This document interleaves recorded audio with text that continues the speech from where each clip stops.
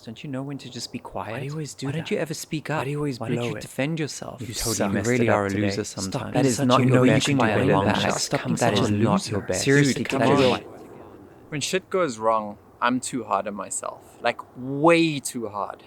I become so overcritical to the point that I'm actually being nasty towards myself. God, I am such an idiot. That is so embarrassing. Do you get that too? So I've done something wrong, and then people want to give me feedback, and then I'm really bad at getting feedback because I get defensive immediately. And I kind of hate myself for that too. And also giving feedback, I'm always the same. And so it's, oh, that's so nice. Even though inside I'm thinking, oh, that actually sucks, and I don't say it. Man, the list of things that I don't like about myself, it just goes on and on and on and on. And the one thing that makes it worse is that when I'm in a state of duress, I get panicky, and then I have a penchant for drama. Everything becomes over the top dramatic. Like I need to draw a spectacle towards myself, which obviously makes things even worse. It never, ever makes things better. Even though some part of me thinks, oh, if I do this, if I feel so sorry for myself and I apologize and I fumble over myself, people are going to somehow think better of me. Holy moly. Why is being hard on yourself such a vicious circle? It spirals down and down and down and down, doesn't it? And here's the best, the unsolicited solution. Just be kind to yourself. Well, you know what?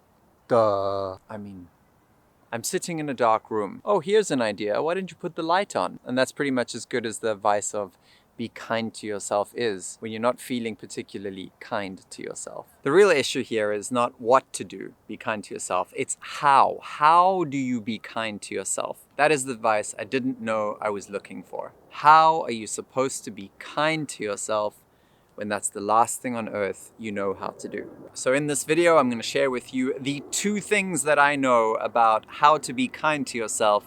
One is a mental model, and the other one is a habitual practice that you can do to get better at it. So without further ado, this is how to be kind to yourself. Let's start off with the mental model. The first part to understand is being hard on yourself is not all bad. There is a line, and being hard on yourself up to that point is basically called discipline. But when you cross the line, that's when you go into the realm of being overcritical, even nasty. Now, the interesting thing is that line exists on the other side too. This is the line of compassion. And up to a certain point, you're being compassionate.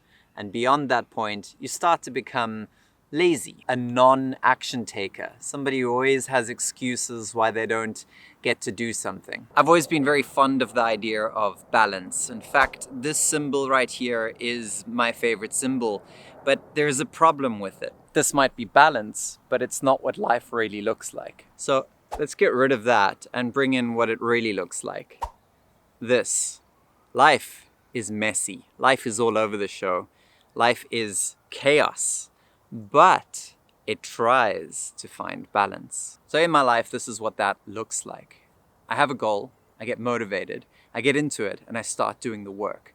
I push myself, I have extreme discipline, I get even proud of myself, and I go and I go and I go until at some point I reach burnout and then I come crashing down. And by I mean this body kind of stops because it just can't keep going anymore. But some part of my mind has still got that same momentum. It's still just going 100 miles an hour in that direction and kind of going, hey, we're up here, we're doing the thing. What's up? Why are you not coming with me? Like, we've got this goal, we've got this discipline. Like, come on. And the further these two entities get apart, the bigger that gap gets, the more the voice that's up front that's still feeling disciplined is looking back and like, what's wrong with you? What can't you keep up? I mean, dude, seriously, get with the program. And that is the self-critical voice starting to step in. And I've been dealing with this voice long enough to know when that starts getting unhealthy. And what I need to do then is like flip the script and start going into compassion mode, which then starts to bring the two closer together. The leader starts to become compassionate. And as you can imagine, over time, we reach a point where they come together and you feel at peace and everything in the world is great again and you forgive people and everything's fine and you can kind of start getting on with life again. And sometimes you can go from that point and you can get disciplined and you can go again and you can get your goal going and you stay together until they drift apart again, and then you can get compassion.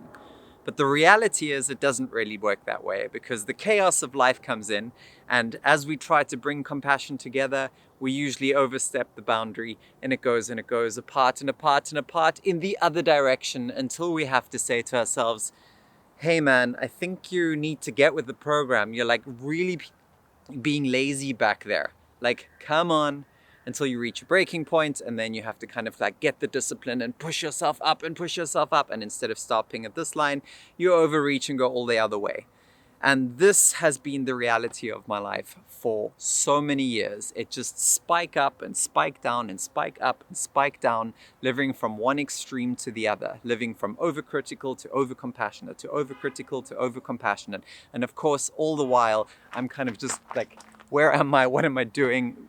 What the hell is going on?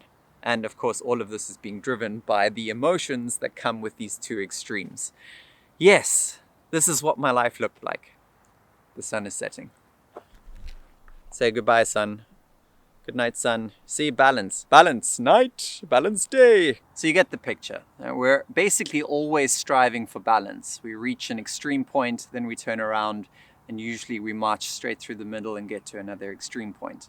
In biology, this is basically just called homeostasis, and it's happening everywhere, all over the world, all the time.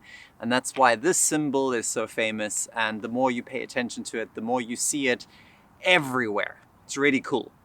But like I said, the takeaway for this part of the video is that don't imagine it like this, but instead imagine it like this. This is the true nature of the way that yin-yang or balance plays out in the world. So that's the mental model. Realize that nothing is ever static. The goalpost and things around you and your thoughts and everything is constantly in motion. Even if you think everything's static, well, that's usually the part when you're drifting away from things. And that's the part that you need to start paying attention to, especially if it's leading in a dark and terrifying direction. So beware the static mindset. Everything is always in motion, including the sun, which is now dipped over the horizon. Let's go for a walk. So if we've established that it's okay to be hard on yourself, then let's go into phase 2, which is how do we get practical about this? How do we allow ourselves to be hard on ourselves, but not always sprint past the middle line and sprint past the end mark? Okay? The solution is that you're going to have to practice, and the practice is you're going to have to start understanding yourself. Now that is as good a advice as saying, be kind to yourself, because I'm telling you what to do, I'm not telling you how to do it. So in that case, let me show you how I do it. This is a journal and this is a pencil. And no, I don't mean to sound patronizing, but this is literally what had to happen for me. When you feel like something's wrong, when you feel like you're out of alignment, when you feel like there's a nagging voice, just something isn't sitting right, you open the book and you put the pencil to the page and you tell yourself what is going on. You just describe it to yourself. I have actually made a video about this, the 3 introspective writing styles. You can check out this. It's in context of me quitting alcohol, but that doesn't matter. This is what I call emotional dumping, and there's more details in that video. You can check it in the card. In my latest journal, I have also taken up to drawing pictures of things, especially like nature pictures, that somehow connect to whatever emotions that I'm going through at the moment. In fact, let me jump halfway through the book here.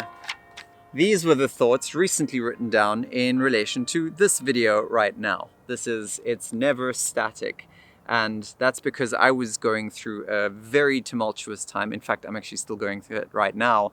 And this was something that I'm needing to practice right now, because I have noticed myself creeping up on being too hard on myself. So I've written down in different paragraphs how it shows up that I'm being hard with myself. And doing this gives me finally the awareness to make a decision of when I can slow that down and kind of bring it back to the middle line. This is basically just called practicing awareness, self-awareness. And if you do this regularly, every time you feel bad, you will start you will start to get the hang of it. You will start to actually really get to know the patterns of yourself. Journaling at the end of the day is just really tracking your emotions, and that reveals to us our actions. Because most of us, if you're anything like me, if you're still watching this, then I'm sure you are, then you are being led by your emotions. Most of your life has been governed by your emotions. And this has been a way to say, wait, hang on, emotions are there. And like, there's a different part of me, like a rational person here. And like, we can work together, but I have to be aware of what's going on there. And you have to listen to me too. And since having done this journal, well, not this one, this is like my 5th one over the last 2 years, I've filled these things. I'm getting control of my life. I am in control of this stuff. I'm still a journey ahead of me and I'm still doing it. I'm still in the practice. But basically, emotional dumping, this is the tool that you can practice. Every single time you feel out of sync, out of whack, out of line, feeling self-critical like I did in the intro, if anything like that comes up, then that's the time to do emotional dumping.